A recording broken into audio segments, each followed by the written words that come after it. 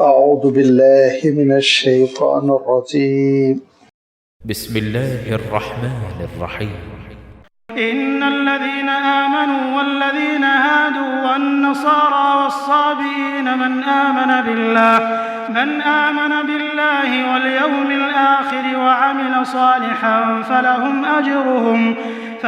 أجرهم عند ربهم ولا خوف عليهم ولا هم يحزنون. وإذ أخذنا ميثاقكم ورفعنا فوقكم الطور خذوا ما آتيناكم بقوة واذكروا ما فيه لعلكم تتقون ثم توليتم من بعد ذلك فلولا فضل الله عليكم ورحمته لكنتم من الخاسرين.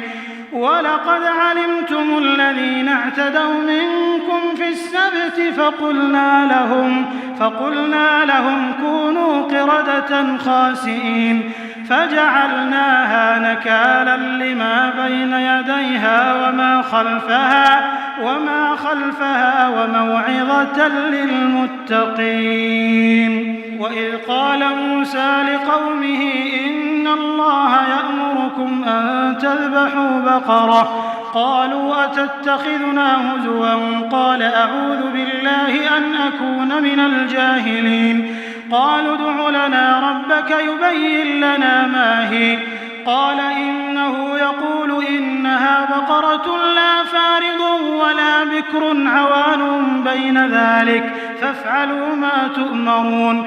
قالوا ادع لنا ربك يبين لنا ما لونها قال إنه يقول إنها بقرة صفراء فاقع لونها تسر الناظرين.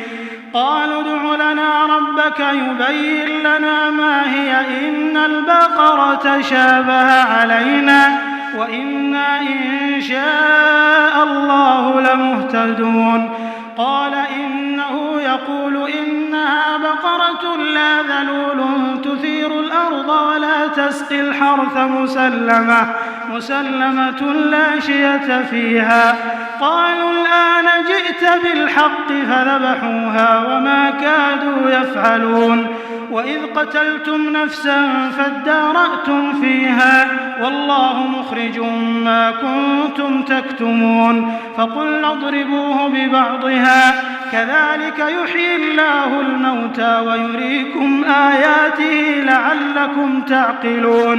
ثم قست قلوبكم من بعد ذلك فهي كالحجارة أو أشد قسوة وإن من الحجارة لما يتفجر منه الأنهار وإن منها لما يشقق فيخرج منه الماء وإن منها لما يهبط من خشية الله وما الله بغافل عما تعملون.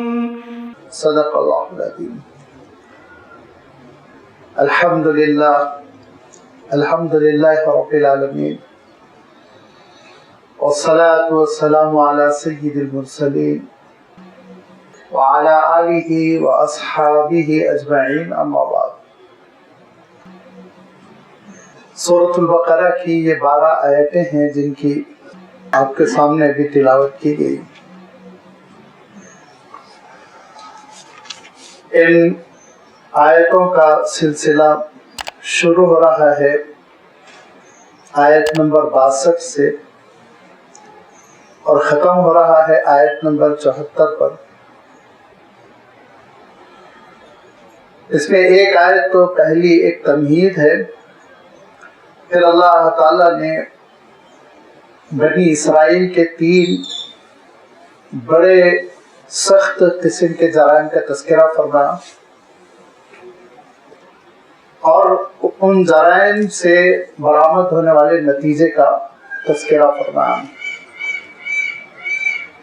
چونکہ یہ آیتوں کا سلسلہ تقریباً آیت نمبر 40 سے جو چل رہا ہے وہ بنی اسرائیل کی کوتاہیوں اور ان کی ان غلطیوں کا تذکرہ ہے جس کی وجہ سے وہ معزول ہوئے، فضلتکم علی العالمین کا جو ان کو مجدہ سنایا گیا تھا، پیغام سنایا گیا تھا، اس سے وہ محروم کیے گئے. اور چونکہ بنی اسرائیل سے دین کی خدمت کا اور دعوت اللہ کا، شہادت علی الحق کا منصب لے کر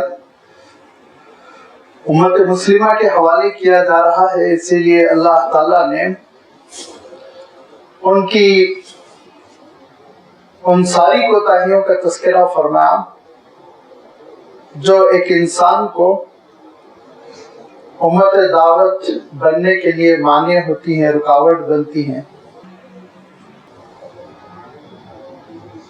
تاکہ یہ امت ان جرائم کو سمجھ لینے کے بعد ان سے دور رہے، پھر ان میں ملوث نہ ہو، ان غلطیوں کا دوبارہ اعادہ نہ ہو. اگر اعادہ ہوگا تو اللہ کے فیصلوں کا بھی اعادہ ہوگا.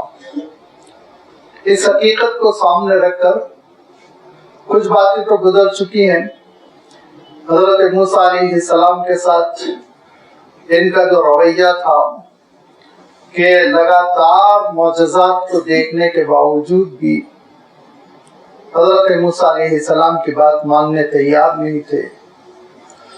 حضرت موسیٰ علیہ السلام کی اطاعت کے لیے، فرما برداری کے لیے تیار نہیں تھے. جب موقع ملتا کسی نہ کسی گمراہی کا ارتکاب کر بیٹھتے. اس کے بعد اللہ تعالیٰ نے ایک آیت ایسی ارشاد فرمائی جس کے بارے میں نے عرض کیا کہ آنے والی آیتوں کے لیے وہ تمہید ہے، کیونکہ پچھلی آیتوں اور آنے والی آیتوں کے سیاق کو، جو بیک گراؤنڈ ہے، اس کو اگر نہ سمجھے تو اس آیت کے سلسلے میں، بلکہ اس آیت کے فہم کے سلسلے میں غلط فہمیاں پیدا ہو جاتی ہیں. یہ آیت نمبر 62 ہے جس میں اللہ تعالیٰ ارشاد فرما رہا ہے ان الذين آمنوا والذين هادوا والنصارى والصابئين من آمن بالله واليوم الآخر وعمل صالحا فلهم أجرهم عند ربهم ولا خوف عليهم ولا هم يحزنون. سیاق کیا ہے؟ گفتگو جو چل رہی ہے وہ گفتگو چل رہی ہے کہ کسی پر نسلی فوقیت نہیں ہے کہ تم بنی اسرائیل ہو تو تم کو بڑی اہمیت ہو گئی، تم بنی اسماعیل ہو تو تم کو بڑی اہمیت، تم بزرگ زادے ہو، تم مشائخ زادے ہو. اس چیز کو ہم ذہن میں رکھیں. اللہ تعالیٰ تردید فرما رہا ہے کہ دیکھو، نسل اور ذات پات سے اسلام کی کامیابی اور اسلام جڑا ہوا نہیں ہے. اسلام کا تعلق صفات سے ہے.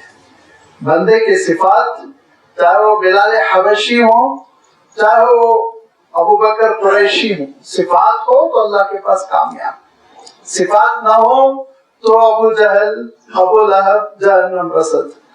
لہذا اس حقیقت کو سمجھنے کے لیے اللہ تعالیٰ نے ارشاد فرمایا کہ بے شک جن لوگوں نے ایمان قبول کر لیا اور اپنے آپ کو مسلمان کہتے ہیں، اور جن لوگوں نے یہودیت کو قبول کیا ہوا ہے، اور جو عیسائی ہیں اور جو صابی ہیں، یہاں پہ اللہ تعالیٰ نے ارشاد فرمایا الذین ہادو. عربی کے اعتبار سے ہادو یہ فعل ماضی ہے، اور ہادا یہودو، ہودن اس کے معنی لوٹنے کے ہوتے ہیں، رجوع کرنا، اللہ تعالیٰ کی جانب اپنا چہرہ پھیر لینا. یہ مفہوم ہوتا ہے. چونکہ حضرت موسیٰ علیہ السلام کی بھی ایک دعا سورۃ الاعراف میں اللہ تعالیٰ نے بیان فرمائی اِنَّا هُدْنَا إِلَيْكَ، اللہ ہم لوٹ کر تیرے پاس آتے ہیں. یہودیوں کے لیے یہ لفظ یہاں استعمال کیا گیا، اس کے پیچھے دو حکمتیں ہیں. یہ ہے کہ قرآن مجید کا معجزہ. اللہ تعالیٰ اگر ارادہ فرماتا تو یہ ارشاد فرماتا ہے ان الذین آمنوا بالیہود والنصارى. دوسرے مقامات پر آیا یہ لفظ یہود والنصارى کا، لیکن یہاں ہادو یہ جو ورب کی شکل میں استعمال کیا گیا ہے، اس کے پیچھے دو حکمتیں ہیں. ایک حکمت تو یہ ہے کہ ذرا اپنے نام پر بھی تو غور کرو. جو تم کو یہود کا نام ملا ہوا ہے، حضرت موسیٰ علیہ السلام کی وہ دعا تھی ہدایت کی طرف کہ لوٹ کر اللہ کی طرف آنا، رجوع کرنا، بندگی. اس بندگی کی بنیاد پر تم کو نام دیا گیا تھا، لیکن انہوں نے ایک چابک دستی کی، ایک بہت بڑی لنگوسٹیکل غلطی کی، اور ایک بہت بڑا تاریخی مغالطہ انہوں نے انسانیت کو دے دیا کہ حضرت یعقوب علیہ السلام کے صاحبزادوں میں چوتھے صاحبزادے تھے یہوذا، زال سے یہوذا. تو انہوں نے کہا ہم یہود جو کہلاتے ہیں وہ یہوذا کی وجہ سے کہلاتے ہیں. آپ ذرا اس کو یوں غور کیجئے کہ الحمدللہ بہت کوشش ہوئی، تقریباً 400 سال مستشرقین نے، یعنی وہ اورینٹلسٹ جو امریکہ میں بیٹھے، جرمن میں بیٹھے، برطانیہ میں بیٹھے ہوئے اسلام پہ کام کرتے رہتے، انہوں نے 400 سال یہ لکھا محمدن محمدن محمدن، لیکن ان کی تحریر ناکام ہوئی اور مسلمان رہا. اسلام جو اللہ تعالیٰ نے نام دیا ہے نا، وَسَمَّاكُمُ الْمُسْلِمِينَ، یہ اسلام والا نام بہرحال باقی رہا. اب بھی جو آپ کو کہیں گے تم محمدی ہو تو اس کے معنی وہ مسلمان نہیں ہے، غیر مسلم ہے، اس کو صحیح نام نہیں معلوم. اور نہ کسی بھی مسلمان سے آپ پوچھیں گے تمہارا مذہب کیا ہے، اسلام. یہ کسی شخصیت کی بنیاد پر اپنے آپ کو موسوم کر لینا خود ایک رجاعت پسندی ہے. اس سے پتہ چلتا ہے کہ ذہنیت کیا ہے. لہذا فرمایا کہ ان الذین آمنوا والذین ہادوا، تم نے لوگوں کو مغالطہ دیا، دھوکہ دیا، اور یہ کہا کہ یہوذا کی بنیاد پر یہود بن گئے. ٹھیک ہے، اتنا تو ہوتا ہے زبانوں میں کہ زال دال سے تبدیل ہو جائے، قریب مخرج کے الفاظ بدلتے ہیں، اس میں کوئی شک نہیں، لیکن مطلب ہی کو جو ہے نظر انداز کر دیا جائے، اور جو حقیقت ہے، بنیاد ہے، اس بنیاد کو نظر انداز کر دیا جائے. اللہ تعالیٰ ارشاد فرماتا ہے یہ مغالطہ نہ دو، تمہارے اندر یہ صفت ہونی چاہیے تھی کہ اللہ تعالیٰ کی طرف لوٹو. حضرت موسیٰ علیہ السلام جو چاہتے تھے کہ تمہارے اندر رجوع اللہ کی صفت پیدا کی جائے، اس صفت کو یاد رکھو، کہاں جا رہے ہو. لہذا فرمایا کہ ان الذین آمنوا والذین ہادوا، والیہود نہیں فرمایا، والذین ہادوا فرمایا. یہ خاص طور پر آپ یوں سمجھ لیجئے کہ ان کے دماغ کو، ان کی ذہنیت کو اپیل کی گئی، اور ساتھ میں دوسری بات یہ کہ پوری انسانیت کو پیغام دے دیا گیا کہ ان کی اصل یہ تھی لیکن یہ کہیں اور چل پڑے. لہذا یہودیوں کے لیے لفظ آیا ہے.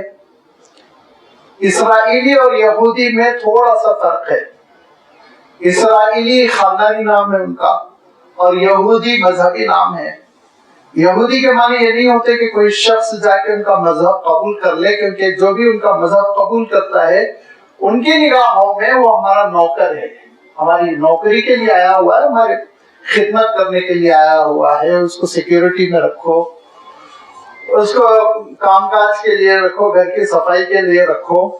وہ امامت نہیں کر سکتا، وہ ان کی جو عبادتیں ہیں اس میں لیڈر نہیں بن سکتا، قائد نہیں بن سکتا، اس کی رائے کا کوئی شمار نہیں ہوگا. جیسے اسلام میں ہوا نا کہ اتنے اعظمی اسلام قبول کرتے چلے گئے کہ وہ بڑے بڑے ائمہ فقہ بنتے چلے گئے، ائمہ حدیث بنتے چلے گئے. امام بخاری رحمۃ اللہ علیہ وہ کوئی عرب نہیں ہے، عجمی ہے. امام ابو حنیفہ رحمۃ اللہ علیہ وہ کوئی عرب نہیں ہے، عجمی ہے، لیکن ان کو پیشوا کا مقام ملا. کیوں؟ اسلام میں ذات پات نہیں ہے، میں نے پہلے ہی عرض کر دیا. لیکن یہ چیز یہودیوں میں ہے، کبھی بھی ان کو بڑا مقام نہیں مل سکتا، نوکر چاکر کا مقام. یہودی اصلی اوریجنلی یہودی وہ ہوگا جو بنی اسرائیل میں پیدا ہو. اسی لیے وہ تبلیغ کرتے ہوئے نظر نہیں آئیں گے، کبھی تبلیغ نہیں کرتے وہ. لہذا اللہ تعالیٰ نے الذین ہادوا کہہ کے یہ اشارہ فرمایا کہ دیکھو اصل تو تمہارا مذہب تھا اللہ تعالیٰ کی جانب رجوع کرنے کی بنیاد پر، اور یہ دعوت تو سارے انسانوں کی جانب عام ہونی چاہیے تھی، لیکن تم نے اس دعوت کو ایک بوتل میں بند کر کے اوپر ڈھکن لگا دیا. زیادہ ختم. جو تمہاری اپنی فضیلت تھی، جو تمہارا اپنا منصب تھا، اس کو تم نے خود برباد کر دیا، تو پھر لازمی بات ہے تم دنیا کی قیادت کے اہل بھی نہیں رہ گئے. ان الذین آمنوا والذین ہادوا والنصارى، نصارى یہ حضرت عیسیٰ علیہ السلام کے ماننے والوں کا نام ہے، اس میں بھی ایک حکمت ہے۔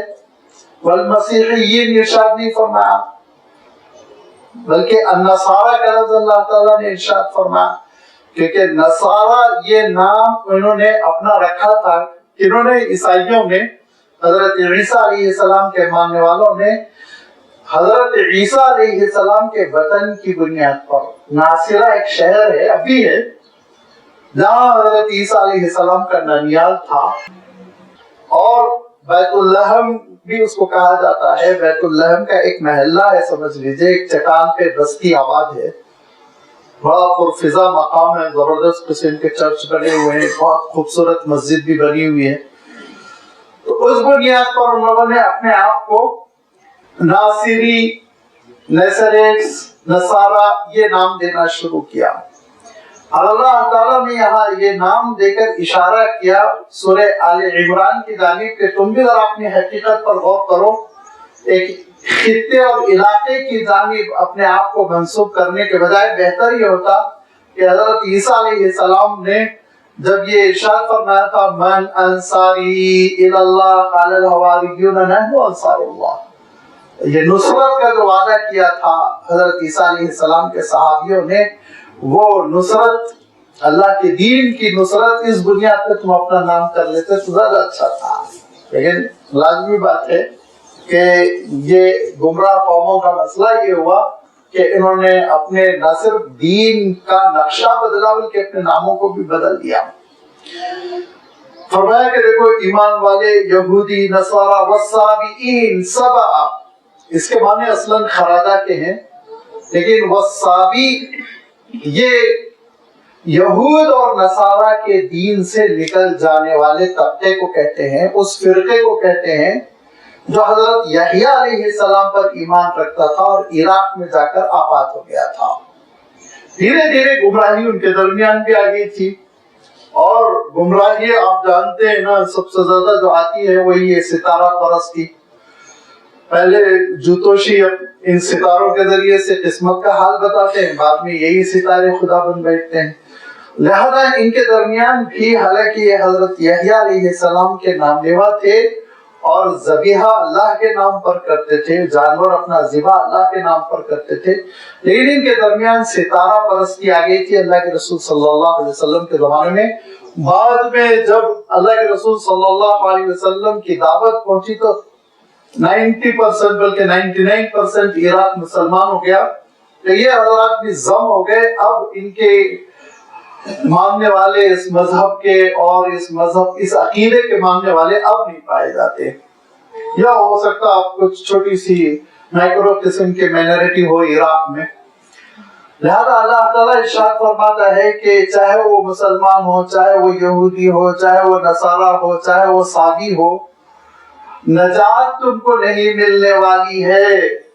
اب ہم مسلمان بھی سمجھ لیں، سب سے پہلے ہمارا ہی تذکرہ کیا، ان الذین آمنوا، تم کو نجات نہیں ملنے والی ہے الا یہ کہ من آمن باللہ والیوم الاخر وعمل صالحا، تا وقت کہ تم اللہ پر اور آخرت پر صحیح ایمان رکھو، وعمل صالحا، اور نیکیوں پر کاربند رہو۔ یہ نہ سمجھو یہودیوں کی طرح میں مسلم گھرانے میں پیدا ہو گیا، اچھے خاندان میں پیدا ہو گیا اور میں مشائخ زیادہ ہوں، بزرگ زیادہ ہوں اور بڑی اچھی نسل کا ہوں۔ نہیں، فرمایا دیکھو شرط یہ ہے کہ عامل صالحا، نیکیوں پر کاربند رہو تبھی نجات ہوگی۔ فلہم اجرہم عند ربہم، ایسے لوگوں کے لیے ان کے رب کے پاس بڑا اجر ہے۔ ولا خوف علیہم ولا هم یحزنون، اور نہ ہی ان کو کوئی خوف ہوتا ہے اور نہ ہی وہ رنجیدہ ہوتے ہیں۔ جنتیوں کی صفت ہے۔ جب بھی یہ جملہ ہے تو آپ سمجھ لینا یہ جنتیوں کی صفت ہے۔ جنت میں جانے کے بعد انسان کو نہ خوف ہوگا کہ آنے والا کل کیا ہونے والا ہے، پتہ نہیں کون سی مصیبت آ جائے گی، پھر لاک ڈاؤن ہوگا، نہیں ہوگا، کوئی خوف نہیں۔ ولا هم یحزنون، پچھلے زمانے میں کیا کیا چیزیں تھی میرے پاس، چلی گئی، حکومت چلی گئی، ڈیوٹی چلی گئی، رنجیدہ غمزدہ بیٹھے ہیں، نہیں، دونوں کیفیتوں سے بالاتر ہو جاتا ہے جنتی۔ اور جو دنیا میں ریہرسل کر لیتا ہے جنت جانے کی، اس کی طبیعت میں ایک اطمینان پیدا ہو جاتا ہے۔ یہی کیفیت پیدا ہو جاتی ہے، وہ بلا وجہ خوف میں، ڈپریشن میں، اندیشوں میں، ڈر میں نہیں جیتا، جو ہونا ہوگا اللہ تعالیٰ کا فیصلہ۔ اور صدمہ ہوتا ہے، کبھی کوئی بہت عزیز لوگ داغ مفارقت دے جاتے ہیں، وفات ہو جاتی ہے، کبھی جائیداد ہاتھ سے چلی جاتی، کبھی دولت لٹ جاتی ہے، لیکن وہ غم بناتے بیٹھے نہیں رہ جاتے، چلو پہنے ہوئے کالے کپڑے نوچ رہے ہیں اپنے چہروں پر، نہیں، ختم، جو ہونا تھا ہو گیا، آگے بڑھنا ہے، ترقی کرنا ہے، اور اسلام کا پیغام لوگوں کو دینا ہے، اللہ تعالیٰ کی بندگی بتا لانا ہے، اللہ تعالیٰ کے دین کی طرف لوگوں کو بلانا ہے۔ جذبہ اور حوصلہ، یہ جنتیوں کی صفت دنیا میں بھی پیدا ہوتی ہے۔ لہذا فرمایا وَلَا خَوْفٌ عَلَيْهِمْ وَلَا هُمْ يَحْزَنُونَ، جس کے پاس پکا ایمان ہے اور جس کے پاس عمل صالح ہے تو پھر ان کے لیے رب کے اجر کا وعدہ ہے، اور ان کو نہ مستقبل کے اندیشے لگے رہیں گے اور نہ ہی ماضی کے غم لگے رہیں گے، وہ اس سے بہت ماورا ہوں گے۔ یہ ایک بہت ہی سمپل سی سیدھی سادی تشریح ہے، ابھی اس کے پیچھے بڑے پیچیدہ کلامی مسائل ہیں، ایمان برسالت وغیرہ کا مسئلہ میں زیادہ نہیں چھیڑنا چاہتا ہوں، کیونکہ دیکھیے عام طور پر سب سے زیادہ غلط فہمی یہ ہوتی ہے کہ ہم دین کو سمجھنے کے لیے ایک آیت پیش کرتے ہیں، آپ کو حق نہیں ہے کہ ایک آیت کے ذریعے سے آپ دین کی ترجمانی کریں، پورے قرآن مجید کے ذریعے سے پیش کرنا ہوگا۔ جب اللہ تعالیٰ یہ کہہ رہا ہے ان الذین آمنوا، ایمان والے، تو ایمان والے کس کو کہیں گے؟ ایمان والے اس کو کہیں گے جو سورۃ النساء میں جا کے پڑھی ہے، یا ایھا الذین آمنوا آمنوا باللہ ورسولہ والکتاب، اللہ کی کتاب پر، فرشتوں پر، ہر چیز کا تذکرہ قرآن مجید میں ہے۔ تو لازمی بات ہے یہاں اختصار اس لیے ہے کہ یہاں پوائنٹ کیا ہے، یہاں اصل مقصود ہے کہ بھائی دیکھو نجات صفات کی بنیاد پر ہے، عمل صالح کی بنیاد پر ہے، یہودی ہونے کی بنیاد پر، عیسائی ہونے کی بنیاد پر، مسلمان ہونے کی بنیاد پر، صابی ہونے کی بنیاد پر، اور اس زبان میں مذاہب رہے ہوں گے لیکن ان کی اہمیت اتنی نہیں تھی کہ ان کے نام نہیں بیان کیے گئے، تو اب آپ چاہے تو کہہ لیجیے نہ ہندو ہونے کی بنیاد پر، نہ بدھسٹ ہونے کی بنیاد، کسی بھی بنیاد پر نجات نہیں، نجات ایمان عمل صالح پر، یہ بات کہی گئی۔ اور تقدیر پر ایمان کی ضرورت ہے کہ نہیں، فرشتوں پر ایمان کی ضرورت ہے کہ نہیں، رسول پر ایمان کی ضرورت ہے کہ نہیں، اس کے دوسرے مقامات ہیں، یہاں آپ وہ بحث کیوں تلاش کر رہے ہیں؟ یہاں آپ سے کہا گیا کہ تمہارا نام کیا ہے، میرا نام سید راشد نسیم، آپ کے ابا کا نام ہے کہ نہیں، آپ کے دادا کا نام ہے کہ نہیں، تو یہ بحث نہیں ہے نا، وہ تو دوسرا مقام ہے، دوسرے مقام پہ آئے گی وہ تفصیل۔ لہذا اللہ تعالیٰ نے اس حقیقت کو یہاں بیان فرمایا کہ مسلمانوں یہ سمجھ لو، یہ حقیقت اپنے ذہنوں میں بٹھا لو کہ تمہاری ذات کی وجہ سے کچھ نہیں ہونے والا ہے، صفات کی وجہ سے سب کچھ ہونے والا ہے۔ اب آگے چلیے کہ جب انسان کے اندر یہ غلط فہمی پیدا ہو جاتی ہے کہ خاندان، کنبہ، نسل یہی جو ہے کامیاب ہونے والی ہے، تو اعمال میں کیسی کیسی کوتاہیاں پیدا ہو جاتی ہیں۔ دیکھیے کتنا بے ایمان ہو جاتا ہے انسان، کتنا ہٹ دھرم ہو جاتا ہے انسان۔ اس ہٹ دھرمی کی پہلی مثال وَإِذْ أَخَذْنَا مِيثَاقَكُمْ وَرَفَعْنَا فَوْقَكُمُ الطُّورَ، پچھلی آیتوں میں گفتگو یہاں تک ہو چکی تھی کہ سمندر پھٹ گیا، 12 راستے بن گئے، اور حضرت موسیٰ علیہ السلام سارے اسرائیلیوں کو لے کر، جن کی تعداد اہل تورات کے مطابق 1,20,000 ہے، واللہ عالم، غلط بھی ہو سکتی ہے، صحیح بھی ہو سکتی ہے، ہم کو اس سے کچھ لینا دینا نہیں، لیکن بہرحال بنی اسرائیل کو لے کر حضرت موسیٰ علیہ السلام پہنچ گئے وادی سینا، بڑا صحرا ہے، اور اس کے بیچوں بیچ ایک بہت بڑا پہاڑ ہے جس کو جبل الطور کہتے ہیں، آپ جا سکتے ہیں، دیکھ سکتے ہیں، اوپر چڑھ سکتے ہیں۔ لہذا حضرت موسیٰ علیہ السلام وہاں تربیت فرما رہے ہیں، منا و سلوہ کھانے کے لیے مل رہا ہے، 12 چشمے میٹھے میٹھے پانی کے، تازہ تازہ پینے کے لیے پانی مل رہا ہے، سب کچھ اللہ تعالیٰ کی جانب سے، بس ضرورت یہ ہے کہ اپنے دل میں جہاد کی اسپرٹ پیدا کریں، اللہ کے دین کی خدمت کا جذبہ پیدا کریں، اس کے لیے مشق ہو رہی ہے۔ لیکن آپ اجازت دیں میں کہوں، طبیعت تو ذلت پسند تھی ان کی، وہ تو تھے وہاں پہ فرعون کے محل میں صفائی کا کام کرنے والے، بھیک مانگنے والے، اور مانگ مانگ کے کھانے والے، تو طبیعت میں پھر بلندی نہیں پیدا ہوتی ہے۔ بلند نگاہی اگر پیدا نہ ہونا تو ہم کچھ نہیں کر سکتے، بلند نگاہی ہونا چاہیے۔ بلند نگاہی جب پیدا ہو جاتی ہے تب انسان ترقی کرتا ہے۔ لہذا یہ بلند نگاہی ان کے اندر پیدا نہیں ہو رہی تھی۔ حضرت موسیٰ علیہ السلام کو صحرا میں خیموں کی زندگی، تاکہ وہ جو شہری زندگی کے عادی ہو گئے تھے نا، جیسے ہم لوگ عادی ہیں، اور اللہ کے دین کی خدمت کے لیے کسی مجاہدے کے لیے ہمارا بدن تیار نہیں ہوتا، ذرا غذائیں تبدیل ہو گئی، معلوم یہ وہ ہضمہ خراب ہوا جا رہا ہے، طبیعت خراب ہوئی جا رہی ہے۔ صحابہ کا عالم تو یہ نہیں تھا، وہ تو چھوڑے مدینہ منورہ تو چلتے چلے گئے، سمندر آ گیا، سمندر پہ گھوڑے کو آگے بڑھا دیا، سمندر میں گھوڑے کے پیروں کو داخل کر کے کہا اللہ یہاں تک میرے لیے ممکن تھا، اگر آگے بھی ممکن ہوتا تو میں سمندر بھی پار کر لیتا۔ یہ کیفیت صحابہ میں تھی۔ یہ کیفیت بنی اسرائیل میں پیدا کرنے کے لیے حضرت موسیٰ علیہ السلام صحرا میں ان کو تیار کر رہے۔ اللہ تعالیٰ کا حکم آیا کہ تورات لے لیجئے۔ حضرت موسیٰ علیہ السلام طور پر گئے، تورات سے اللہ تعالیٰ نے نوازا، تورات لے کر آئے، وہ بچڑے کی پوجا کا مسئلہ تھا، وہ مسئلہ حل کیا، اور جب 1-2 سال گزر گئے، بچڑے کی پوجا کا مسئلہ حل ہو گیا، تو حضرت موسیٰ علیہ السلام نے تورات کی تعلیم شروع کر دی، تلقین کہ دیکھو یہ اللہ کی کتاب ہے، اس پہ عمل کرنا ہے۔ انہوں نے انکار کر دیا، کہا احترام کریں گے، عمل نہیں کریں گے۔ اللہ تعالیٰ صاف ارشاد فرماتا ہے، انہوں نے کیا کہا؟ حضرت موسیٰ علیہ السلام نے جب تورات پر عمل کرنے کی دعوت دی تو کہا سمعنا وعصینا، سن تو لیا، عمل نہیں کریں گے، یہ سب نہیں ہو سکتا ہم سے۔ 10 احکام تھے بنیادی طور پر، 10 احکام آپ نے سنا ہوگا نا، 10 commandments بنیادی طور پر، اسی کے ارد گرد ان کی شریعت گھومتی تھی، لیکن اس کے باوجود کہا یہ نہیں ہو سکے گا۔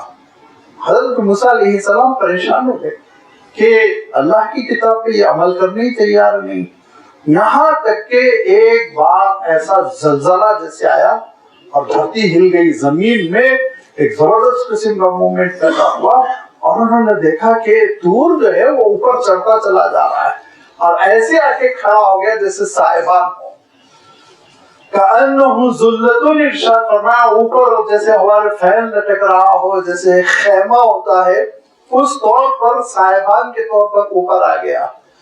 وَإِذْ أَخَذْنَا مِيثَاقَكُمْ، جب ہم نے تم سے عہد لیا، وَرَفَعْنَا فَوْقَكُمُ الطُّورَ، اور تمہارے سروں پر طور کو ہم نے بلند کر دیا۔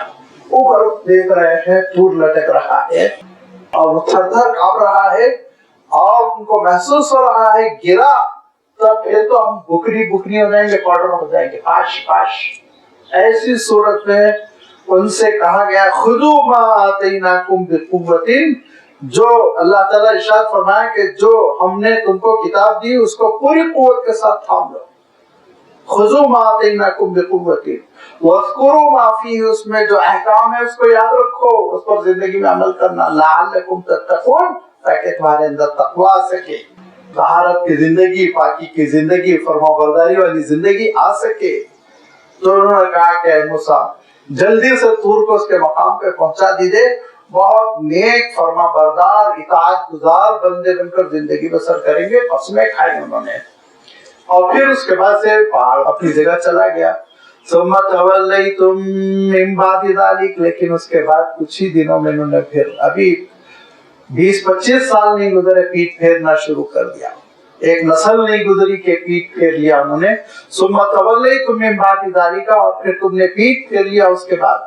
فلولا فضل اللہ علیکم وَرَحْمَتُهُ لَكُنْتُمْ مِنَ الْخَاسِرِينَ، اگر اللہ کا فضل نہ ہوتا اور اللہ ارحم الراحمین، توبہ قبول کرنے والا، مہربانی کرنے والا نہ ہوتا تو تم تو بہت گھاٹے میں تھے، تم پیس دیے گئے ہوتے، زندہ نہیں بچتے۔ لیکن وہ تو ارحم الراحمین، توبہ قبول کرتا ہے، بندوں پہ شفقت فرماتا ہے، بار بار مہلت دیتا ہے، اسی لیے اللہ تعالیٰ نے تم کو مہلت دی۔ لہذا قافلہ چل پڑا، اور قافلہ جب چل پڑا تو ان کی آبادیاں پھیلتی چلی گئی، صدیوں بعد 40 سال تو ان کو صحرا میں رہنا پڑا۔ حضرت موسیٰ علیہ السلام کی وفات بھی صحرا میں ہو گئی، پہلے حضرت ہارون علیہ السلام کی ہوئی، پھر حضرت موسیٰ علیہ السلام کی۔ یوشع ابن نون وہ جانشین بنے، اور ان کی نگرانی میں بعد میں فلسطین میں داخل ہوئے، پھیلتے چلے گئے۔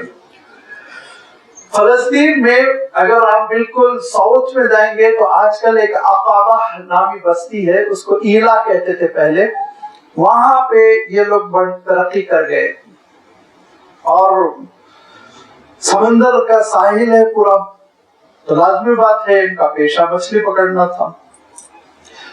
اب ان کے احکام میں سب سے اہم حکم تھا کہ سنیچر کے دن، یعنی جس کو آپ سیٹرڈے کہتے ہیں، ہم دکنی زبان میں ہفتہ کہتے ہیں، ہفتہ ویک کے معنوں میں بھی آتا ہے اور ہفتہ ایک دن بھی ہے نا جمعہ کے بعد کا، تو ان کی شریعت میں ہفتے کے دن، سنیچر کے دن، سیٹرڈے جو ہے کوئی بھی کام کرنے کی اجازت نہیں تھی۔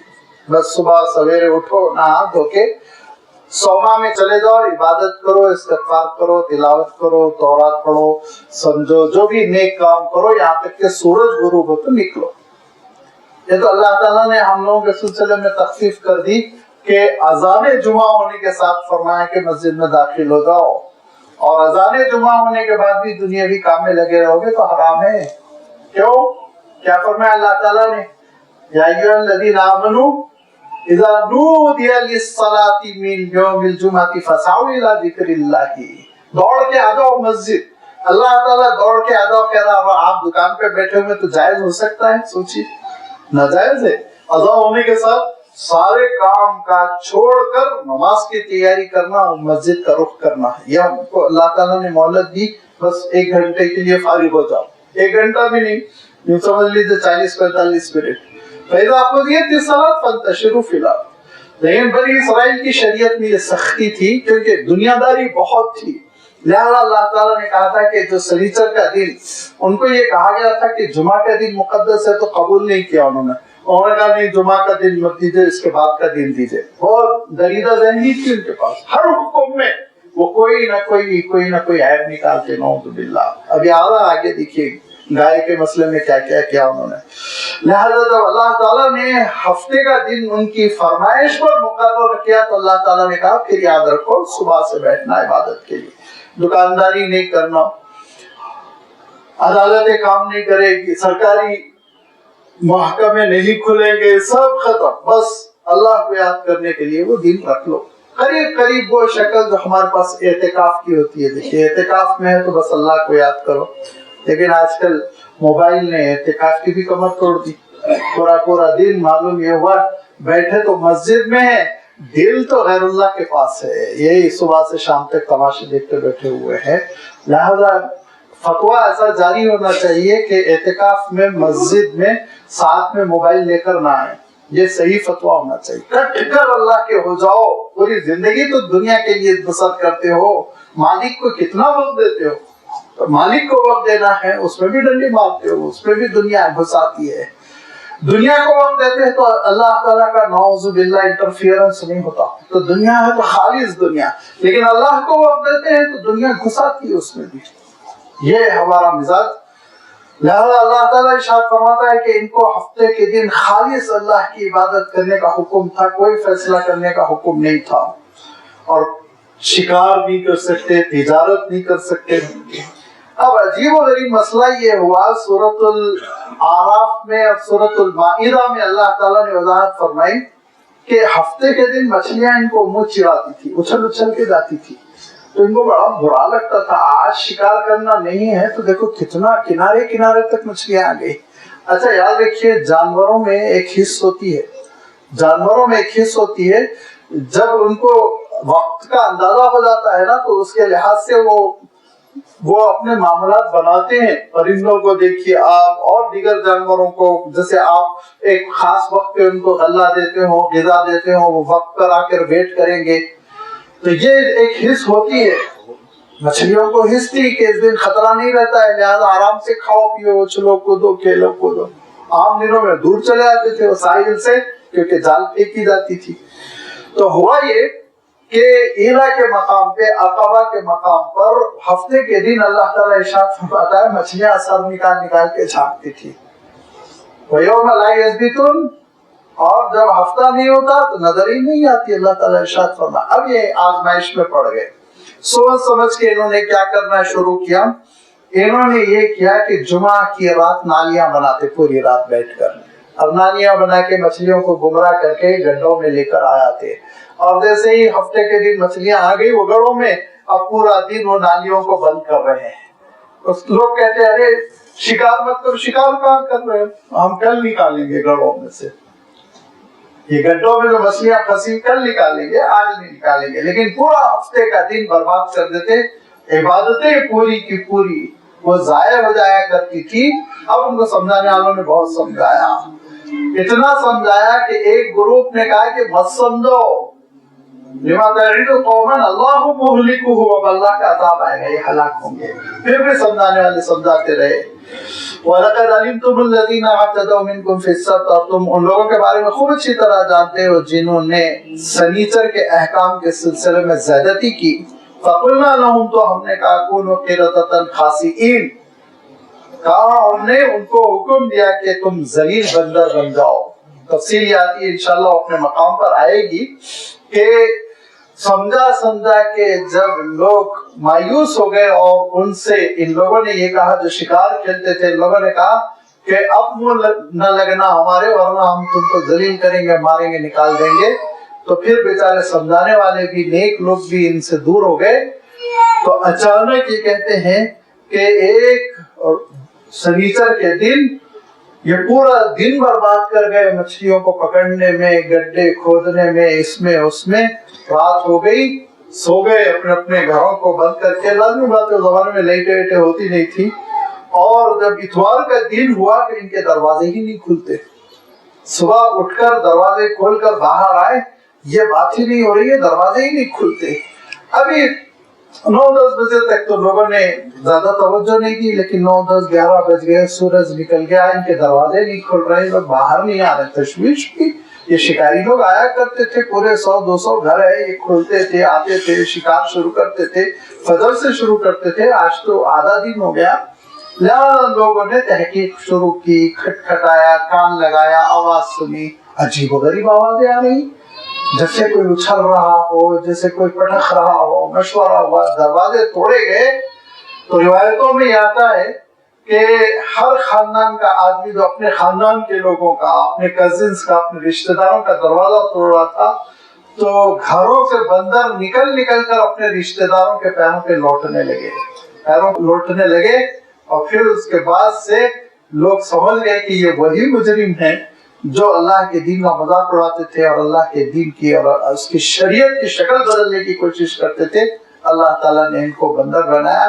3 दिन तक वो बंदर तड़पते रहे, रोते रहे, लेकिन 3 दिन होते होते धीरे सब मर गए, खत्म हो गए। लिहाजा फरमाया फकुलना लहुम कुनू क़िरदतन खासिईन, हमने उनसे ये कहा कि तुम बन जाओ जलील खार किस्म के बंदर। फजअलनाहा नकालन लिमा बैन यदैहा, तो हमने उनको बना दिया आने वाले लोगों के लिए और उस वक्त की मौजूदा नस्लों के लिए। क्या बना दिया कि नकाल, अल्लाह के अजाब से इबरत लेने को नकाल कहते हैं, कि इबरत लो, नसीहत हासिल करो, मौइज़तन, और वाज़ो नसीहत, जिंदगी में तब्दीली हासिल करने के लिए हमने उनके इस वाक़े को एक नमूना बना दिया। वो मौइज़तन लिलमुत्तक़ीन, कि अहले तक़वा इससे नसीहत हासिल करें कि जब अल्लाह ताला की शरीयत में बिगाड़ पैदा करने की कोशिश की जाती है तो फिर अल्लाह ताला तुम्हारे जिंदगियों में बिगाड़ पैदा कर देता है, फितरतों में बिगाड़ पैदा कर देता है, चेहरों में बिगाड़ पैदा कर देता है। इसको समझने की कोशिश करो। दूसरी चीज हो गई। तीसरी चीज वही मूसा लिक़ौमिही, हजरत मूसा अलैहिस्सलाम की हयात तय्यबा में खैमे लगे होते थे हर खानदान के, कबीले के। यहाँ पे फला बनी है, फला यहूजा है, बन बिन्यामीन है, एक एक कबीला खानदान सब आबाद रहते थे। एक साहब का कत्ल हो गया और उनकी लाश जो है वो एक कबीले के इहाते में कह लीजिए या उनके बाबू दाखिले पर लाश मिली। भतीजों ने कहा, उनके बेटे नहीं थे जो साहब मकतूल थे, मार डाले गए थे, वो मकतूल साहब की औलाद नहीं थी, भतीजों वारिस थे। भतीजों ने कहा कि ये कबीला जो इनको कत्ल कर गया। हजरत मूसा अलैहिस्सलाम के पास केस आया। हजरत मूसा अलैहिस्सलाम ने दुआ की कि अल्लाह रहनुमाई फरमाइए, اللہ تعالیٰ نے رہنمائی فرمائی. اور حضرت موسیٰ علیہ السلام کو یہ حکم ہوا اذ قال موسیٰ لقومہ ان اللہ یأمرکم ان تذبحوا بقرۃ کہ اے موسیٰ آپ اپنی قوم سے کہیے کہ ایک گائے ذبح کرنا ہے. اور جب کہا موسیٰ نے اپنی قوم سے کہ بے شک اللہ تعالیٰ تم کو حکم دے رہا ہے کہ تم ایک گائے ذبح کرو. اب یہ گائے کا انتخاب بہت سوچ سمجھ کے ہوا کیونکہ وہ جو بچڑے کی محبت کے جراثیم تھے نا اس کو کاٹنا تھا، ورنہ اونٹ ذبح کرو بھی ہو سکتا تھا، بکرا ذبح کرو بھی ہو سکتا تھا، کوئی گائے خاص نہیں تھی. لیکن مسئلہ یہ تھا کہ ان کی جو لائلٹی تھی گائے کے ساتھ وہ لائلٹی کو ختم کرنا تھا. جو لائلٹی آج تک چلی آ رہی ہے وہی لائلٹی کو ختم کرنا تھا. اگر اچھی طرح 2-4 گائے ذبح کر دی جاتی تو شاید ختم ہو گئی ہوتی، لیکن بہرحال ابلیس باقی رکھا ہوا ہے وہ جراثیم کو. لہذا اللہ کا حکم ہوا کہ ایک گائے تم ذبح کرو. نمبر 1 میں نے کہا نا کہ وہ ایک تو تعلق تھا جذباتی وہ ختم کرنا تھا. نمبر 2 اس میں حکمت یہ تھی کہ قربان کا جذبہ پیدا ہو جس کو اللہ تعالیٰ پسند فرماتا ہے. بقرعید گزر گئی، اس موقع پہ آپ نے سنا ہوگا علماء سے کہ ہمارے ساتھ مصیبت یہی ہے شریعت کو بدلنے کی کوشش. ذرا سا کہیں سے کوئی یونیورسٹی سے ڈگری کیا مل جاتی ہے لا کی پاکی، بس اس کے بعد سے دیکھیے وہ اتنے ماہر اسلامیات بنے جاتے ہیں. قربانی کیا کرنا ضروری ہے، اتنے جانور ذبح کرنے کے بجائے کیوں نہ ہم کسی غریب لڑکی کی شادی کر دیں، کسی غریب لڑکے کو تعلیم دلا دیں، کسی محتاج کا علاج کر دیں. تو آپ جو 2.5 لاکھ کی شیروانی پہنتے ہیں اس سے کیوں نہیں شادی کراتے لوگوں کی؟ آپ جو 20 لاکھ کی کار میں گھومتے ہیں اس سے کیوں نہیں شادی کراتے؟ وہ ایک بکرے ہی میں آ کے ساری چیزیں پھنسی رہتی ہیں. یہ مزاج یہودیوں کا ہے، یہ مزاج یہودیوں کا ہے. مسلمانوں کا مزاج میں ابھی ذکر کروں گا. فرمانبرداری کا جو اللہ حکم دیا جس شکل میں اس شکل میں ہم کو کرنا ہے. حضرت ابراہیم علیہ السلام کا بیٹے کی گردن پہ رکھ دو چھری، رکھ دی انہوں نے. اللہ میرا اکلوتا عزیز بیٹا وہ دین کی خدمت کے لیے وقف کیا، اس کو کیسے کاٹ دوں؟ نہیں، اللہ کا حکم. چنانچہ اللہ تعالیٰ نے ان کو یہ کہا کہ بھائی قربانی کی اہمیت ہے اسلام میں. جو حضرت ابراہیم علیہ السلام کی سنت ہے، حضرت اسماعیل علیہ السلام کی سنت، حضرت اسحاق علیہ السلام کی سنت. تورات اٹھا کر دیکھیں کتنے کتنے جانور وہ اللہ کے راہ میں قربان کرتے شکرانے میں. حضرت یعقوب علیہ السلام کی سیرت میں قربانی آئی ہے. اللہ کے رسول صلی اللہ علیہ وسلم کا تو آپ جانتے ہی ہیں فصلی لربک وانحر کہ جہاں آپ نماز پڑھیں مولا کے دربار میں قربانی پیش کریں. ان کے اندر کہ اللہ تعالیٰ کے لیے قربانی پیش کرنا بھی ایک عبادت ہے. یہ کانسیپٹ آ جائے دوبارہ بھٹکے جا رہے تھے، صرف گوشت کھانا ہے ہم کو، قربانی کوئی چیز نہیں ہے. جو تصور آ رہا تھا اس کو نکالنے کے لیے. تیسری حکمت، 2 حکمتیں تو ابھی میں بیان کر چکا ہوں. ایک تو یہ گوشالہ پرستی کو کاٹنا، دوسرے قربانی کا جذبہ پیدا کرنا. تیسری ایک حکمت ہے، اس کو ذرا میں ڈیلے کرتا ہوں. قالوا اتتخذون ہزوا، کہا ان لوگوں نے اے موسیٰ دل لگی کرتے ہو، بدتمیزی کیا. کس سے کہہ رہے ہیں؟ کس سے کہہ رہے ہیں؟ مسجد کے امام سے آپ کہیں تو جھگڑا ہو جائے. یہ کہہ رہے ہیں رسول سے، اللہ کے رسول سے، اللہ کے نبی سے دل لگی کر رہے ہو تم ہمارے ساتھ. نعوذ باللہ.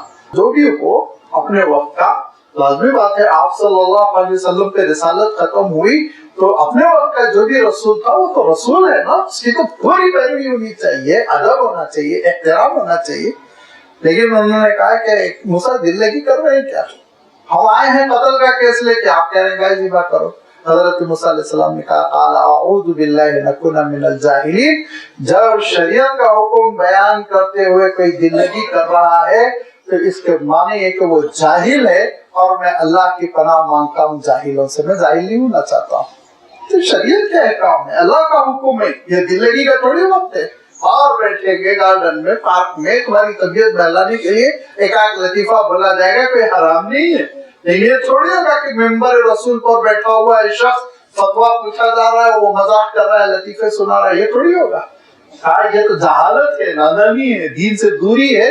اور ایسی کیفیت سے بس میں اللہ کی پناہ میں آتا ہوں. قال کہا حضرت موسیٰ نے اعوذ باللہ میں اللہ کی پناہ میں آتا ہوں کہ میں جاہلوں میں سے ہو جاؤں۔ جب دیکھا حضرت موسیٰ علیہ السلام کی سنجیدگی اور اعتماد اور سمجھ گئے کہ یہ ہے کرنا، قالوا ادع لنا ربك يبين لنا ما هي، قالوا کہا ان لوگوں نے کہ آپ دعا کر دیجئے اپنے رب سے کہ وہ ہمارے لیے بیان کر دیں کہ کیسی گائے ہو، ما ہی وہ کیسی ہو۔ مجھے حیرت ہوتی ہے، بعض ہمارے ٹرانسلیٹرز اردو میں بیل سے ترجمہ کیے اور اللہ تعالیٰ بقرۃن وہاں پہ تائے تانی سے ہیا مؤنث کی صفت ہے، آگے دیکھیے انہا ہے، سب مؤنث کی صفت ہے۔ یہ دو تین ترجمے لے کے بیٹھتے ہیں، چوتھا ترجمہ پروڈیوس کر دیتے ہیں۔ یہ بہت کلچر چلا ہوا ہے، عربی سے واقفیت نہیں اور اس کے بعد سے ترجمے کی ہمت جسارت، یہ غلط چیز ہے۔ پہلے آپ عربی زبان کو سیکھیے، گائے ہے تو گائے ہے، اس کو ملاؤ، یہ بیل سے بدلنے کی کیا ضرورت ہے؟ ذہن میں کچھ سوالات رہتے ہیں، میں جانتا ہوں جس کی وجہ سے سوال کرتے کہا ان لوگوں نے آپ دعا کر دیجئے اپنے رب سے کہ وہ بیان کر دے کہ وہ کیسی ہو گائے۔ حضرت موسیٰ علیہ السلام نے دعا کی، وحی آئی، فرمایا انہو یقول، اللہ تعالیٰ ارشاد فرماتا ہے انہا بقرۃ لا فارض ولا بکر، وہ ایک ایسی گائے ہونی چاہیے نہ جو بوڑھیا ہو نہ بچیا ہو، بیچ کی عمر کی ہو، اوان بین ذالک، درمیانی عمر کی ہو، بالکل سال 6 مہینے کی چھوٹی سی، بوڑھی بالکل نہیں، دونوں نہیں، اعتدال درمیانی عمر کی ہو۔ اب اس کے بعد سے جب اتنا حضرت موسیٰ علیہ السلام نے وضاحت کر دی تو ان کو کر دینا چاہیے تھا، فَفَعَلُوا مَا تُؤْمَرُونَ، جو تم کو حکم ہو رہا ہے وہ کرو، حکم مانو، یہ سب میں کہاں پھنسے ہوئے۔ قَالُوا ادْعُ لَنَا رَبَّكَ يُبَيِّن لَنَا مَا لَوْنُهَا، پھر دوبارہ آئے، ایک دن کے بعد 24 گھنٹے کے بعد، دوسرے دن تیسرے دن کہا دعا کر دیجئے اپنے رب سے کہ اس کا رنگ بھی بیان کر دے، کس کلر کی ہونا چاہیے، ما لونہا۔ قال، دعا کی حضرت موسیٰ علیہ السلام نے، وہی آئی، پھر جواب دیا انہو یقول، اللہ تعالیٰ ارشاد فرماتا انہا بقرۃ، وہ ایک ایسی گائے ہو صفراء فاقع لونہا تسر الناظرین، یہاں پھر ماری اللہ تعالیٰ نے وہ گائے زرد رنگ کی ہو، زرد رنگ کی ہے، جو سادو وادو پہن کے رہتے ہیں نا، یہ زرد رنگ کو بھی ذبح کرو اپنا اللہ تعالیٰ نے، کہ وہ زرد رنگ کی ہو، فاقع لونہا، چمکدار رنگ ہونا چاہیے، ہلکا نہیں، فاقع روشن چمکدار، تسر الناظرین، اتنا پیارا کلر دیکھنے والے کو اچھا لگے، چمکدار قسم کی گائے دیکھے تو اچھی، اچھا زرد رنگ کی بہت کم ملتی ہے، لیکن اللہ تعالیٰ نے کہا کہ جتنے سوال پوچھو گے پھر لازمی باتیں اتنی شرطیں بڑھتی جائیں گی، ابھی کر لیتے۔ پھر 2-3 دن کے بعد آئے یا نیکسٹ ڈے آئے، کہا قالوا ادع لنا ربك يبين لنا ما هي ان البقرة تشابه علينا، کہا کہ اے موسیٰ دعا کر دیجئے اپنے رب سے کہ وہ بیان کر دیں کہ وہ کیسی ہو، کہ گائے بہت مشابہ ہو رہی ہیں، کنفیوز ہو رہے ہیں، ہم سمجھ میں نہیں آ رہا کہ وہ گھر میں پلی ہوئی ہو، کھیت میں کام پر لگائی گئی ہو، کس ٹائپ کی ہو، کہاں سے ملے گی، ذرا اور تفصیل بیان کر دی جائے۔ وَإِنَّا إِن شَاءَ اللَّهُ لَمُهْتَدُونَ، ایک توفیق یہاں ملی ان کو، اور اب بے شک ہم انشاءاللہ ضرور راستہ پا لیں گے۔ یہ لفظ انشاءاللہ جو نکلا، اللہ تعالیٰ نے اس کی لاز رکھ لی، آخری سوال بن گیا ان کا۔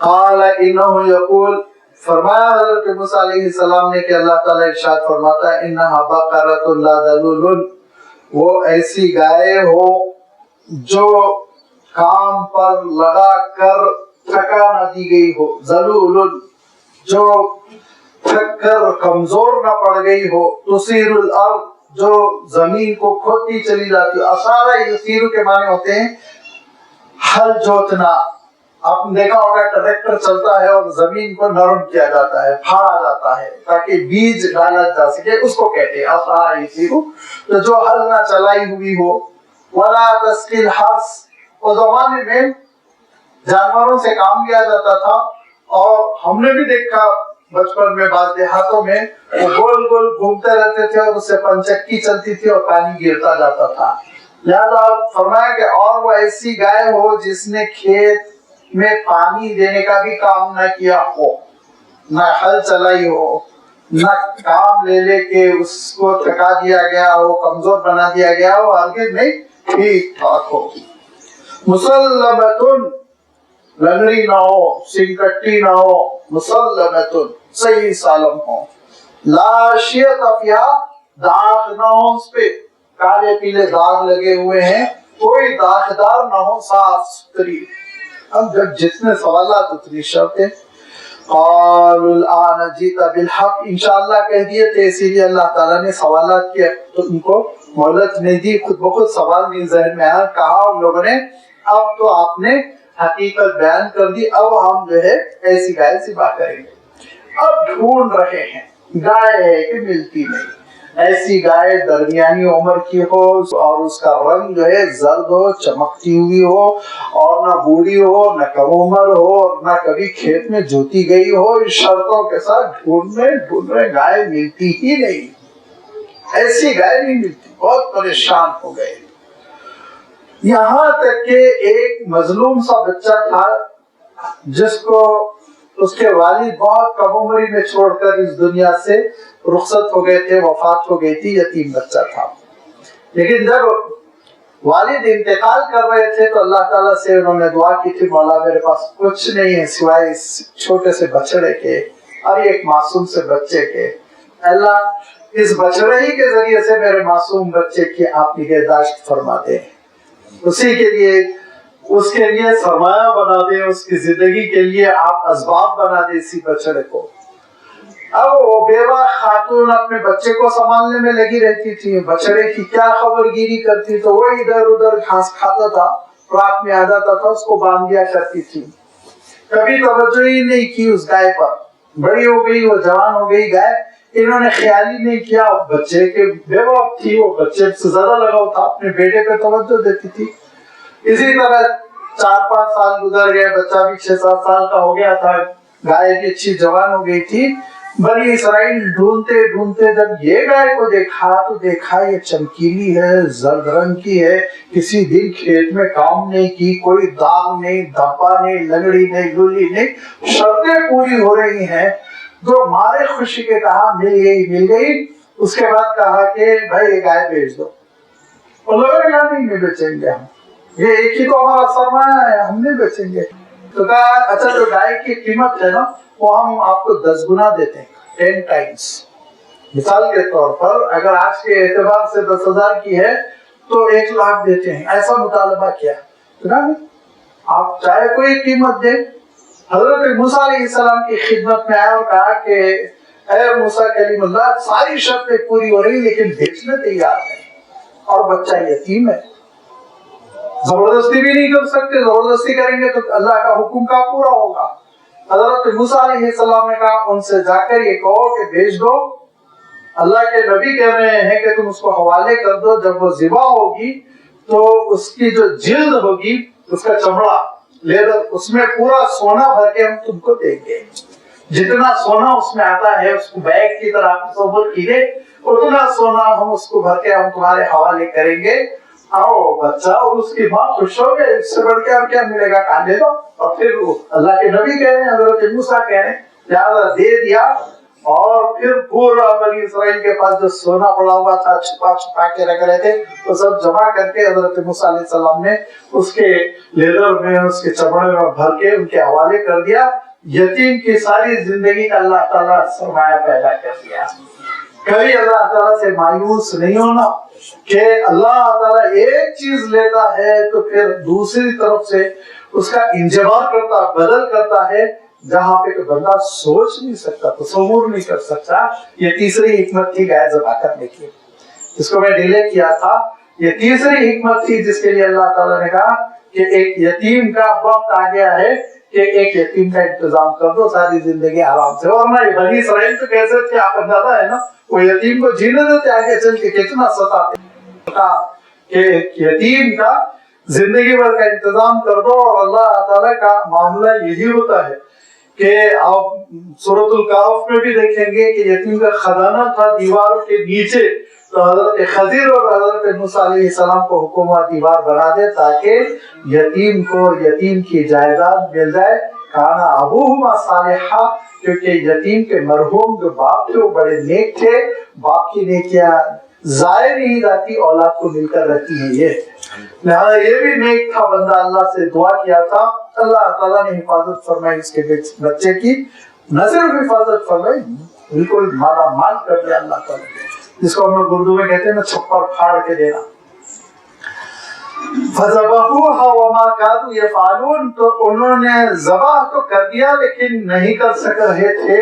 بہت مشکل ہو گئی تھی، بڑی مشکل سے انہوں نے ایک تو سوالات کر کے کنڈیشنز انہوں نے بڑھا دیے تھے، اور دوسرے ایک جب مل بھی گیا تو ریٹ بہت بڑھ گیا تھا. فَذَبَحُوهَا وَمَا كَادُوا يَفْعَلُونَ، اور عنقریب تھا کہ وہ نہیں کر پاتے، لیکن بہرحال کسی طرح اللہ تعالیٰ نے یہ معاملہ حل کر دیا.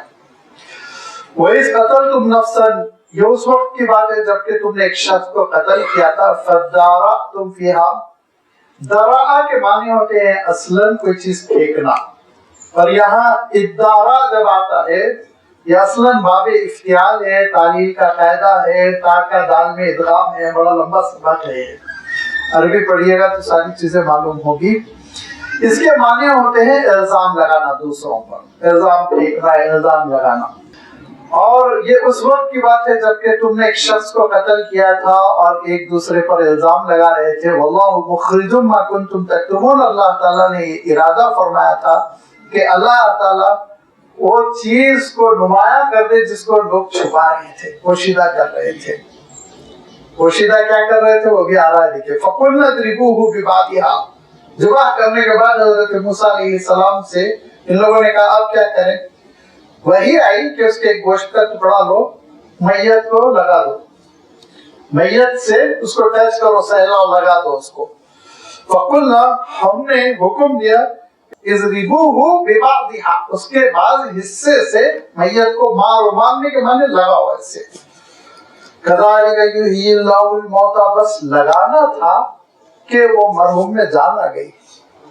اور جان آنے کے بعد انہوں نے کیا کہا، قتل کرنے والے کوئی نہیں، یہ میرے بھتیجے ہیں، میری جائیداد لوٹنے کے لیے ان لوگوں نے مجھے قتل کیا، میری لاش لا کے یہاں ڈالے. اب مسئلہ حل ہو گیا. معصوم قبیلے کے اوپر خاندان پہ الزام لگائے تھے وہ ختم ہو گیا، جھگڑا ختم. چور پکڑا گیا.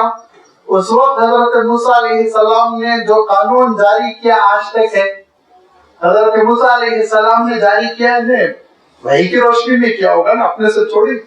وحی الہی کی روشنی میں حضرت موسیٰ علیہ السلام نے کہا اگر وارث اپنے مورث کو قتل کر دے یا قتل میں حصہ لے لے تو جائیداد سے محروم، ایک پیسے کی جائیداد اب اس کو نہیں ملے گی. ورنہ کتنے لوگ ہیں جو چلتا کرتے جاتے تاکہ جلدی شفٹ ہو جائے جائیداد. ایسا سخت قانون بنایا گیا. آج بھی یہی قانون ہے اسلام میں کہ اگر کسی ایسے کے سلسلے میں کہ وہ وارث بن سکتا تھا یہ ڈاؤٹ ہو جائے یا کورٹ ثابت کر دے کہ قتل میں حصہ لیے ہوئے ہیں ان کے، تو پھر ان کو کوئی جائیداد نہیں ملے گی، ہمیشہ کے لیے محروم کر دیے جائیں گے. اچھا، اللہ تعالیٰ ارشاد فرماتا ہے یہ تو بہت ٹیمپرری مسئلہ تھا، یہ تو حل ہوا، لیکن ایک بڑا مسئلہ، بہت بڑا مسئلہ اللہ تعالیٰ نے حل فرمایا. وہ بڑا مسئلہ یہ تھا کہ یہ ان یہودیوں کو، ان اسرائیلیوں کو جو بہت ظاہر پرست، جو آج بھی ظاہر پرستی میں مرے جاتے ہیں کہ جو چیز ایکسپیرینس سے، ایکسپریمنٹ کے بعد جو چیز ثابت ہوگی اسی پہ بلیف کریں گے، باقی بلیف نہیں کریں گے. اور مرنے کے بعد زندہ ہونا آخرت مشکل ہے، دیکھیں گے. كَذَلِكَ يُحْيِي اللَّهُ الْمَوْتَى، اللہ تعالیٰ بتایا مردوں کو ہم ایسا زندہ کرتے ہیں. دیکھو اپنی آنکھوں سے، اپنی آنکھوں سے دیکھ لو کہ مرے ہوئے کو ہم کیسے زندہ کرتے ہیں. اللہ تعالیٰ قادر مطلق ہے، وہ مردہ کو زندہ کر دے، زندہ کو مردہ کر دے، اور اس کے لیے کوئی بعید، کوئی مشکل، کوئی گرا نہیں ہے کہ وہ میدان حشر میں سب کو زندہ کر کے کھڑا کر دے. وہ یُریکُمْ آیاتہ لعلکم تعقلون، اور وہ اپنی نشانی تم کو دکھانا چاہ رہا تھا تاکہ تم عقل سے کام لو کہ اللہ کو قادر مطلق مانو، خالق کو مخلوق کی طرح مجبور نہ مانو. لوگوں کا عالم یہ کہ 10 تک کی سطح کی سائنس کیا پڑھ لیتے ہیں وہ معجزات کا انکار کرنے لگتے ہیں، اور اللہ تعالیٰ کے حکم سے جو خارق العادہ عجیب و غریب چیزیں وجود پاتی ہیں ان کے سلسلے میں ڈاؤٹ فل ہونے لگتے ہیں۔ اللہ تعالیٰ ارشاد فرماتا ہے عقل سے کام لو۔ اللہ تعالیٰ کا عالم یہ کہ جس نے سورج کو جلا دیا، جس نے دنیا کو چلا دیا، اس کے لیے چھوٹی چھوٹی چیزیں ہیں، آگ کو ٹھنڈا کر دینا، سمندر میں راستہ دے دینا، کوئی چیز ہی نہیں ہے۔ چاند کے 2 ٹکڑے ہو جانا، اللہ کے رسول صلی اللہ علیہ وسلم کا آسمانوں کا سفر کر لینا، یہ اللہ کے لیے کوئی مشکل نہیں ہے، ہمارے لیے مشکل ہے۔ ایمان رکھو اللہ تعالیٰ قادر مطلق ہے۔ اتنی بڑی نشانی دیکھنے کے باوجود آخرت سے غفلت نے ان بنی اسرائیل کے دلوں کو پتھر بنا دیا۔ ثم قست قلوبهم من بعد ذلك، اس کے باوجود بھی ان کے دل سخت ہو گئے۔ فہی کالحجارۃ، تو ان کے دل گویا پتھر تھے۔ پھر اللہ تعالیٰ نے کہا نہیں، پتھر نہیں، اور اشد قسوۃ، پتھر سے بھی گئے گزرے تھے کہ پتھر بھی وَإِنَّ مِنَ الْحِجَارَةِ لَمَا يَتَفَجَّرُ مِنْهُ الْأَنْهَارُ، کہ پتھر میں سے بھی چشمے پھوٹ پڑتے، پانی نکلتا ہے میٹھا میٹھا۔ وَإِنَّ مِنْهَا لَمَا يَشَّقَّقُ فَيَخْرُجُ مِنْهُ الْمَاءُ، اور کتنے بڑی بڑی چٹانیں ہیں جو شق ہو گئی، چر گئی، سوراخ بن گیا اور اس میں سے نہر بہ رہی ہے۔ وَإِنَّ مِنْهَا لَمَا يَهْبِطُ مِنْ خَشْيَةِ اللَّهِ، اور کتنی چٹانیں ہیں جو مارے خوف کے اللہ کی خشیت کی وجہ سے تھرا کے اوپر سے گرتی ہے، نیچے تک چلی آتی ہے۔ اللہ کا خوف ہے، پتھروں پر بھی جاری ہوتا ہے۔ وَمَا اللَّهُ بِغَافِلٍ عَمَّا تَعْمَلُونَ، لیکن اے بندو تم جو غفلت میں پڑے ہوئے ہو نا، اس کے سلسلے میں یہ نہ سمجھو کہ اللہ تعالیٰ تمہارے کالے کرتوتوں سے، کوتاہیوں سے، خطاؤں سے غافل ہے۔ ہرگز نہیں، وہ واقف ہے کہ تم نے اپنے دلوں کو کیسے پتھر بنا دیا، کہ ان دلوں پر خوف خدا کا کوئی اثر نہیں، خشیت باری تعالیٰ کا کوئی اثر نہیں، جس کی وجہ سے اپنی آنکھوں سے میتوں کو دیکھتے ہو، جس کی وجہ سے اپنے کانوں پر لاشیں منتقل کرتے ہو، جس کی وجہ سے دنیا میں بڑے بڑے سیلاب کو دیکھتے ہو، زلزلے کو دیکھتے ہو، سونامی کو دیکھتے ہو، وباؤں کو دیکھتے ہو، لیکن پھر بھی دل اللہ کی طرف مائل نہیں ہوتا۔ وہی زندگی، وہی حیوانیت، وہی غفلت اور وہی نادانی، وہی دنیا داری کی زندگی انسان بسر کرتا رہتا ہے۔ لہذا اللہ تعالیٰ نے یہ 3 واقعات کا جو تذکرہ فرمایا، بنی اسرائیل کی بڑی کوتاہیوں کا تذکرہ فرمایا، ان 3 باتوں میں پہلی چیز تو یہ کہ تورات کو تھامنے کے لیے تیار ہیں، اور نمبر 2 ان کا عالم یہ ہے کہ شریعت کے جو احکام دیے گئے اس کو دل لگی سمجھتے تھے، بدل دینے کی کوشش کرتے تھے، اس کا نقشہ بدل دینا چاہتے تھے، اور نمبر 3 یہ کہ ان کو جو حکم دیا جاتا تو اس کے عمل کرنے میں بڑی تعویلیں، سستی اور میخے نکالنا اور اس کو دور از کاس تعویلوں کے ذریعے سے ٹالنے کی کوشش کرنا، یہ مزاج ان کی بربادی کا سبب بنا۔ اور جب جب یہ مزاج کسی بھی انسانی سوسائٹی میں آئے گا تو پھر ان کے بھی دل پتھر ہوں گے، وہ بھی بربادی تک پہنچیں گے۔ لہذا اللہ تعالیٰ نے امت کو بھی متنبع کر دیا۔ اللہ کے رسول صلی اللہ علیہ وسلم کے صحابہ کا عالم یہ نہیں تھا، ان کا عالم یہ تھا، ان کو جو حکم دیا جاتا سمعنا و اطعنا، ایک ہی جواب ہوتا۔ آپ نے ارشاد فرما دیا، تعمیل اب ہمارا کام ہے۔ جنگ کے خطرات منڈلا رہے ہیں، اللہ کے رسول صلی اللہ علیہ وسلم نے جمع کیا اور کہا کیا کریں گے، مدینہ منورہ میں رہ کر ڈیفنس کریں گے یا باہر چلیں گے؟ تو حضرت ابوبکر نے مشورہ دیا نہیں باہر چلیں گے، حضرت عمر نے مشورہ دیا باہر چلیں گے۔ آپ صلی اللہ علیہ وسلم نے دوبارہ پوچھا تو حضرت مقداد کھڑے ہوئے اور انہوں نے کہا اللہ کے رسول حکم دیجئے، برق الغماد تک جائیں گے۔ برق الغماد یمن کا بالکل آخری حصہ، اس کے بعد سمندر شروع ہو جاتا ہے۔ کہا آپ حکم تو دیجئے کہ جزیرۃ العرب پورا کا پورا پار کر لیں گے۔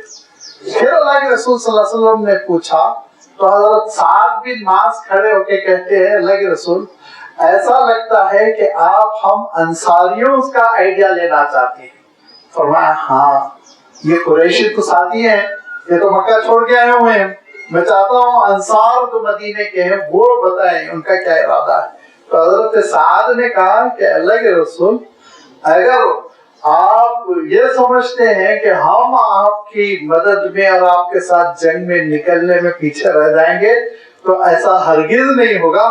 آپ اگر ہم سے یہ کہیں گے کہ سمندر میں ڈوب جاؤ تو ہم سمندر میں ڈوب کے مر جائیں گے، آپ حکم دے ہم نکلنے کے لیے تیار۔ یہ صحابہ کا مزاج تھا، یہ صحابہ کا مزاج تھا۔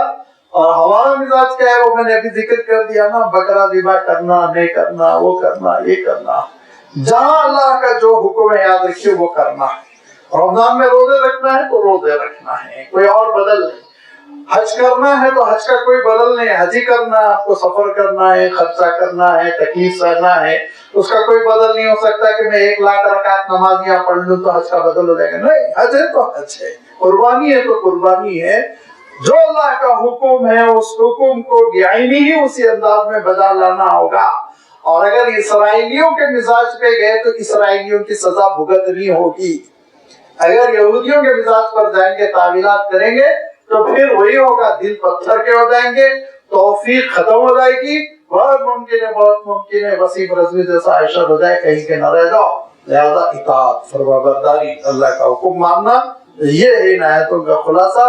آگے ابھی سلسلہ کلام جاری ہے، ان کی اور کوتاہیوں کا تذکرہ آ رہا ہے۔ میں نے عرض کیا نا 80 آیتیں ہیں جو ان کوتاہیوں کو پیش کرتی ہے، انشاءاللہ ان کی وضاحت و تشریح آئندہ اتوار آپ کی خدمت میں رکھی جائے گی۔ وآخر دعوانا ان الحمد للہ رب العالمین۔